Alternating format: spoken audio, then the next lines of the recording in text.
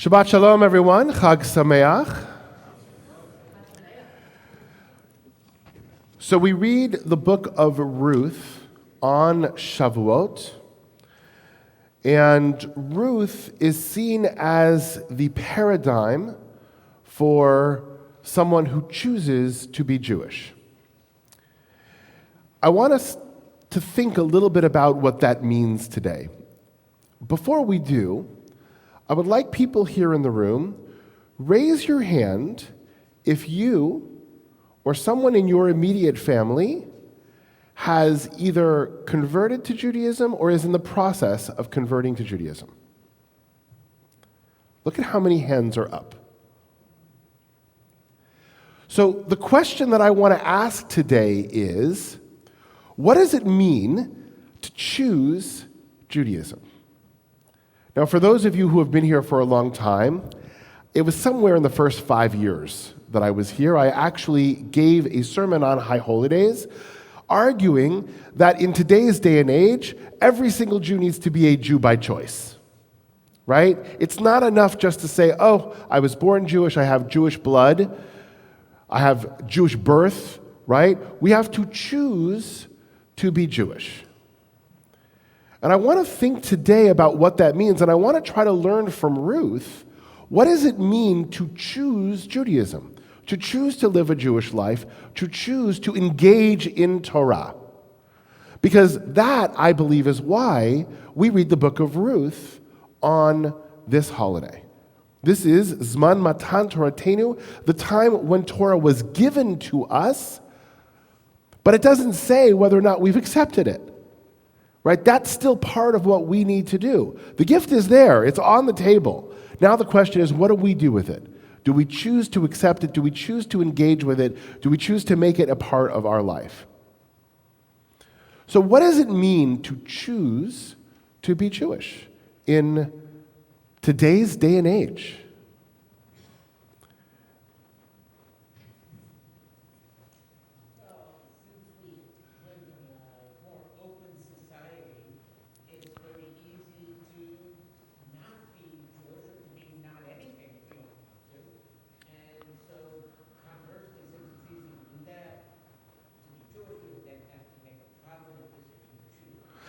So, the first statement here is, in today's society, especially in the United States, I would argue, in other places it may be a little bit more challenging, but certainly in the United States, it's very easy to just be part of general society and not actually be distinct, be Jewish, be seen as being Jewish, or live a Jewish life.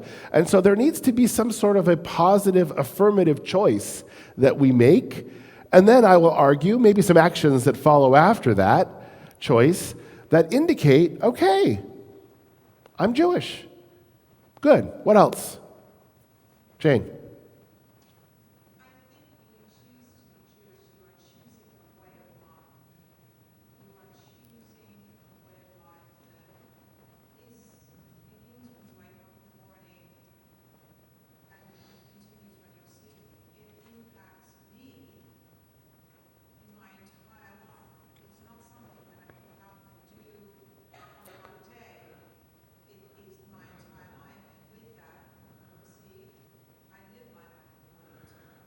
Excellent. So Jane argues that being Jewish is something that affects your entire life, right?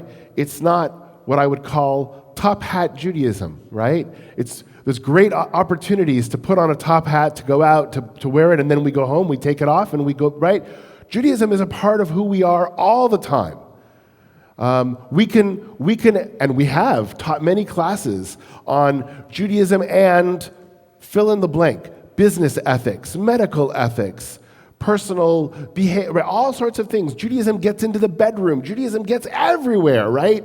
It's not afraid to engage. And so the question is, do we choose to engage in it in all those different aspects of our life, or do we choose to compartmentalize it?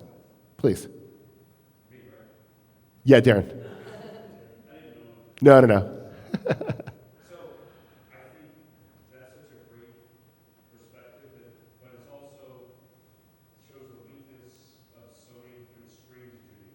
Okay.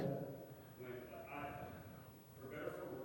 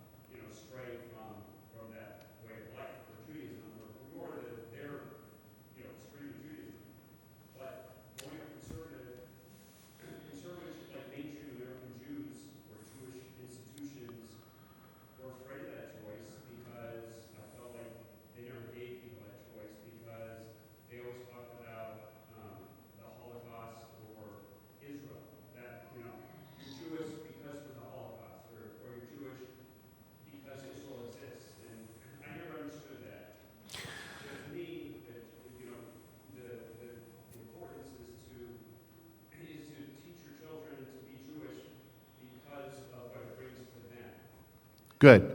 So let me just repeat that just for people who may be at home and who didn't hear. What Darren was saying is that there are some who live a Jewish life, but they live it out of fear, right? They live it out, and you mentioned B'nai Brak, you mentioned some of the ultra-Orthodox who close themselves off to the world around because they're afraid that the world around will take them away or take their children away from what it means to be Jewish, and they will then not live a Jewish life. They'll choose to leave. And I would, by the way, agree that if you give somebody a binary choice, then you have to expect them going to choose one or the other. Well, you then went and said that conservative Judaism, at least in the past, has had a challenge because it hasn't focused in your mind, and I would tend to agree with you in the past, it hasn't focused on what Judaism will do for the person themselves and how to engage. It's focused on either Israel or the Holocaust. I will mention neither Israel nor the Holocaust today in my conversation because I think that the answer actually is in the second piece of what you said about how do we bring Judaism into the world and not worry about what the world is going to take away from Judaism. It's a different perspective, and I would argue that. Good. What else? Anybody else? What does it mean to choose in today's day and age to be Jewish?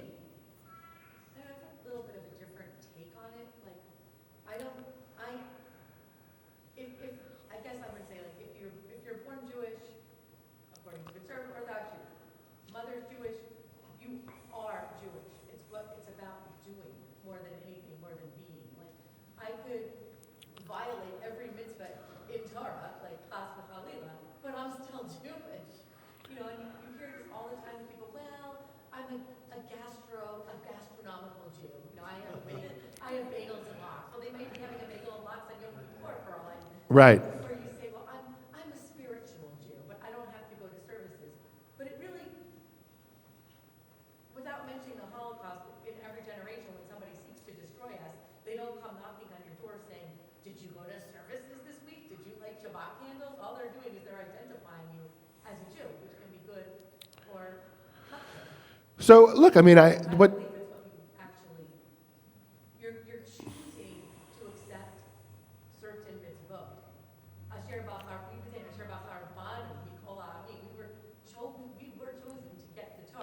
So Diana, you kind of go on, there's two sides, and it's difficult here, right? Because Diana argued in the beginning that if you were born Jewish, you are Jewish, and it doesn't matter what you do, right? There's a concept in our Talmud, Yisrael afal pi shechata Yisraelhu, right? That a Jew, even though you're a sinner, you're still a Jew, right? When you become a Jew, it doesn't matter what you do afterwards, you're a Jew, and it doesn't matter if you're observant or not observant. And that is a statement of birth or whatever. But I'm going to argue that in today's day and age, it's not enough. It's not enough. It may be enough for them. And that's kind of what you argued, is for the people on the outside, Hitler didn't care if you were observant or not observant, to talk about the Holocaust for a second, right? That's true. But in this circle, right? That's not what we're talking about. We're talking about what does it mean to be Jewish in this community? What does it mean to be Jewish here in San Diego? And there's anti-Semitism and stuff out there, but the choices that we make, we have the freedom to make choices on how to express our Judaism, how to live our lives as a Jew. The question is, what do we choose and how do we choose? Right? Because it's always a choice. By the way, even among the Orthodox, it's a choice. There are some people who choose not to and who choose to leave. Right? It's a choice. We all have free will. So, what else? What do we do? Please.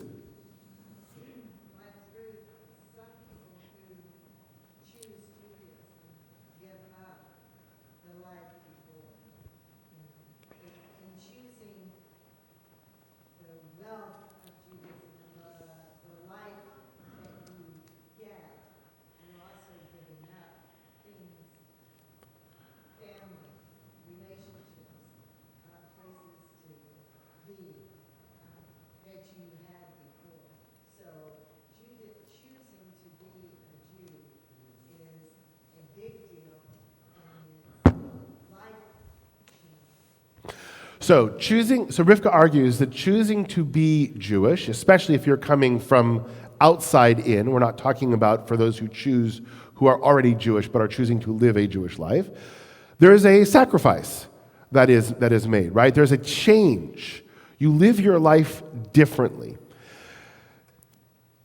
I think that's true. I think that's true in reality. However,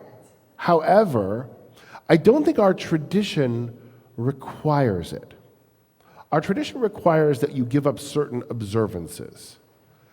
But our tradition does not require, and those people who study with me, right, we talk about December dilemmas, and we talk about what to do when, family is observing Christmas, but you're not observing Christmas, and how to deal with that. I don't think our tradition requires us to give up our identity. As a matter of fact, how is Ruth referred to in this book? Ruth the Moabite. Yes, she's Jewish, right? She becomes Jewish, but she's still referred to as Ruth the Moabite, and she is the ancestor of King David, right? And so I think there may be practices. Obviously, she couldn't observe the Moabite practices, but who she is still a part. I don't think that Judaism has to be, and this is what I want to leave you with today, because we could talk about this for days, right? I don't think choosing to be Jewish needs to be restrictive or limiting. I think it's additive,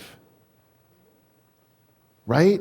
And if we think about it as, this is something that we can add into our life, right? To give it flavor.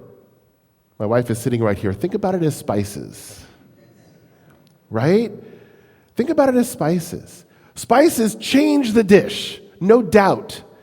And depending on which spices you use, you can say which ethnicity a dish comes from and where in the world the dish comes from and what you're trying to accomplish with that dish. There's lots that you can do by just adding spices, but spices are the additive component. They lift us up. They bring more, as opposed to saying, well, there's limitations. Now, I want to be real. There are limitations, right? If you can't eat pork, doesn't matter what spices you have, you can't eat pork. Okay?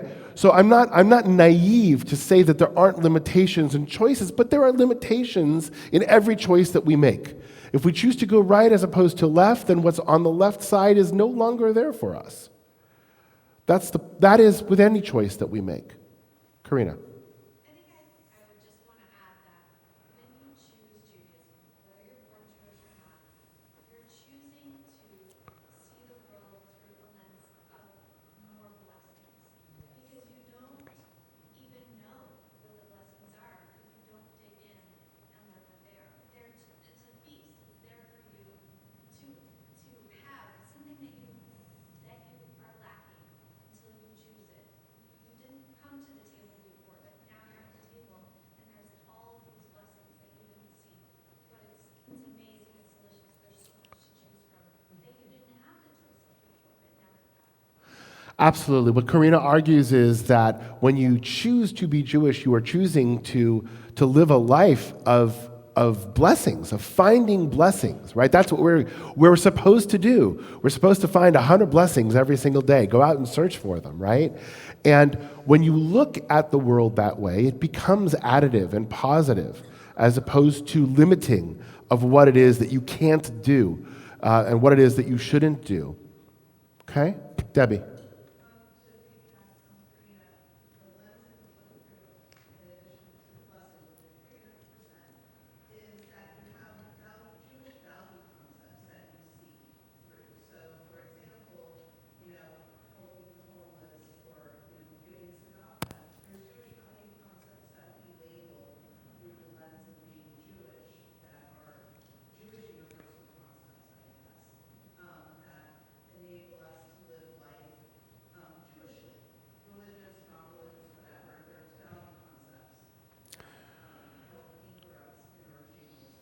Excellent. So there are value concepts that help anchor us, and what I would say is they become the signposts. They become goalposts, so to speak, on how to live our life.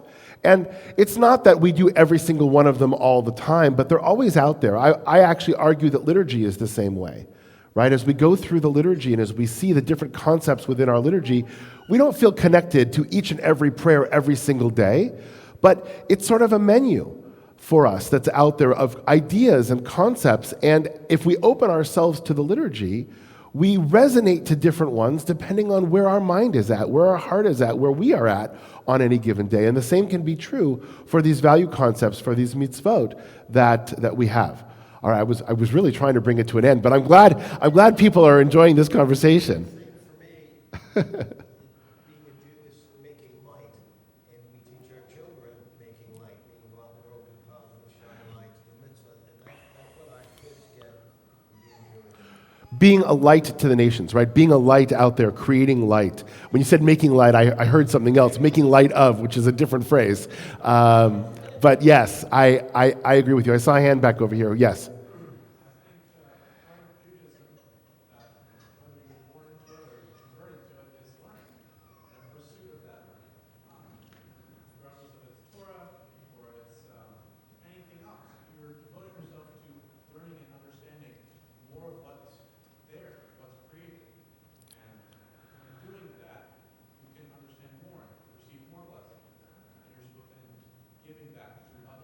I love that. And I'm going to end on this because I think it's a perfect way to bring everything together, right? Learning is the ultimate choice. Nobody can force a person to learn. You can put all the information out there, you can give everybody opportunities, but ultimately learning is the ultimate choice that a human being can make. And that's why I agree with you. I think it is so much a part of who we are as Jews, right? We choose to learn. We choose to grow. We choose to engage in the world more each and every day.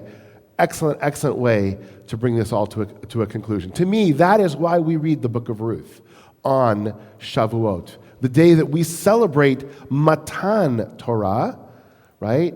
The liturgy doesn't say it's that we celebrate receiving the Torah. We celebrate the giving of the Torah. Receiving, that's up to us.